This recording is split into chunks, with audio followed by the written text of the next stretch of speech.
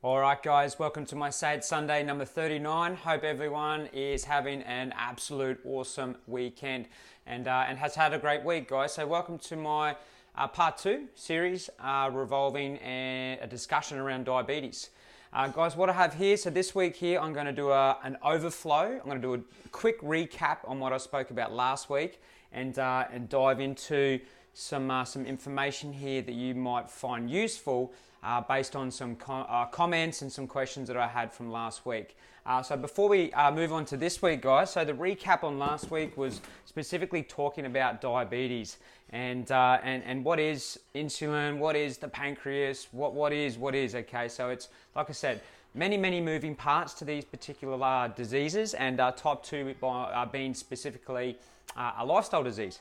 So remember the pancreas, this is that little organ that sort of sits down here underneath your stomach, really near your gallbladder area, and he secretes what we call insulin, which insulin is what goes and finds the glucose and then takes the glucose to the cells via the bloodstream.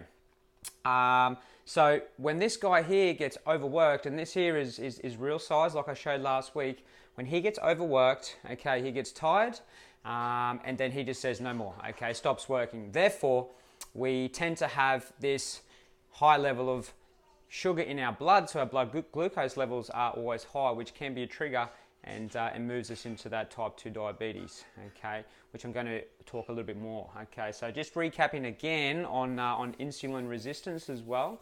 So remember, guys, so type 2 diabetes is the body's inability to secrete enough insulin to be able to do the job, to take the sugar or the glucose to where it needs to be, okay, or the body's inefficiency to be able to uptake the sugar. Now, new research is showing that that insulin resistance, which would be a prime candidate talking about how when your blood vessels and capillaries and arteries, let's say this is the red one here, okay, if you've consumed quite a lot of high-fat foods throughout your life, okay, and when you get to that particular age, it's getting younger and younger, but you have this fat buildup here, okay, so that white fat buildup there, that is what creates insulin resistance, because remember, the sugar can't get through the wall of the vessel there in order to get into the cells that are wanting the sugar. So therefore, the blood has this continual high level of sugar in it. All right, so I'm going to move into some risk factors, guys, that revolve around type 2 diabetes, okay? And again, guys, I'm going to say this straight off the bat. Again, your genetics load the gun, your lifestyle pulls the trigger, okay? So just don't think just because you have diabetes, heart disease, and all these other chronic illnesses in your family that you are going to get them. You are predisposed, and if you choose to have or live a similar lifestyle, your risks or your chances of getting those diseases are increased most definitely. So, family history, genetics, like I said, not a massive factor, not a massive contributing factor. It makes you predisposed, okay? Predisposed. So if you're going to live a crappy life and you put crappy things into your body, then open the floodgates and welcome in some diseases. Carrying excess weight, okay, definitely puts you in a high risk category for type 2 diabetes. High blood pressure, okay, high blood pressure also another key indicator, not just type 2 diabetes, but by having type 2 diabetes, you also increase your chance of cardiovascular disease and Alzheimer's also, okay. So I'm telling you guys, type 2 diabetes has a lot of unhealthy punches that can come back and bite you and turn things into to more of a serious problem later in life. Some indigenous cultures as well around the world are a little bit more predisposed, but again, lifestyle, okay, is most definitely going to be the most positive contributing factor that could turn these things around. And lack of movement, exercise. Exercise is different for everyone, guys. We need to move, okay? We need to move. So, if you are inside of any of these particular risk factors here, overall, guys, it is lifestyle the main contributing factor, okay?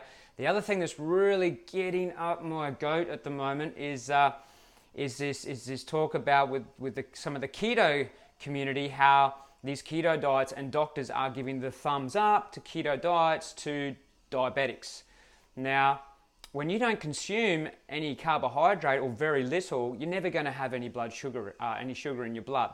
Okay, so you've got all this fat. So eventually when you come off the keto diet, later in life, you're going to have far worse chronic diseases coming into your life, or increasing your chances of, and your body's ability to produce or to cater for that carbohydrate intake, all right, will be very heavily resisted, okay?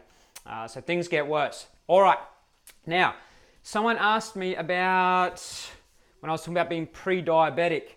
So I'm a health advocate, okay? Just because I don't hold a doctor certificate or anything like that doesn't mean that I'm not passionate, and probably even more passionate about some doctors, guys, okay? Because we're trying to look off the grid, real information, real data, real science, okay? Coming from real people, okay? So there's a whole misconception, guys, on where you get your information from.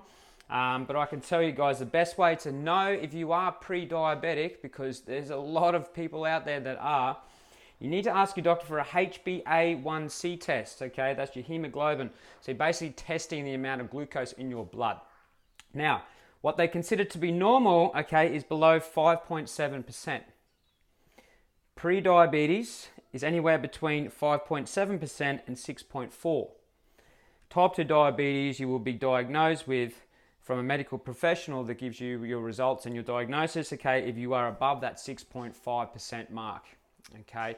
Now, if you are concerned and if you are inside of any of these risk factors here, you have a family history, you believe that you're overweight, okay, your blood pressure's high, you may have an indigenous background, and that's not always the case there, guys, okay, but this is just some of the Diabetes Australia information here, and the lack of movement in your life as well, okay. Ask your doctor for a HbA1c test, all right, have these tested and see where your current blood sugar is sitting. All right, guys, I'm going to cap it there. So again, type 2 diabetes, guys, it's a real deal. You need to make sure that you are all over trying to live the healthiest and the most authentic version of yourself. Stick to the damn plan.